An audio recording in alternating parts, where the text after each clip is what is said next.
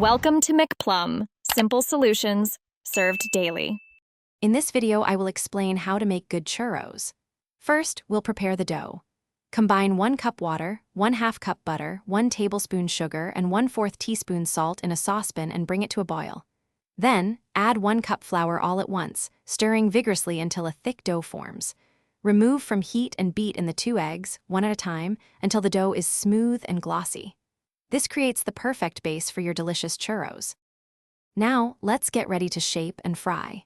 Transfer your prepared dough into a piping bag fitted with a large star tip. Carefully pipe 4 to 6-inch strips of dough directly into hot oil, maintaining a temperature of 350 degrees Fahrenheit. Fry them for about 2 to 3 minutes per side until they achieve a beautiful golden brown color and are cooked through. The final touches make all the difference for your churros. While they are still warm, immediately toss them in a delightful mixture of cinnamon and sugar. This coating adds that classic sweet and spiced flavor. For an extra treat, prepare a rich chocolate dipping sauce. Serve your churros fresh and warm to enjoy their crispy exterior and soft interior. To ensure your churros are absolutely perfect, remember a few key tips.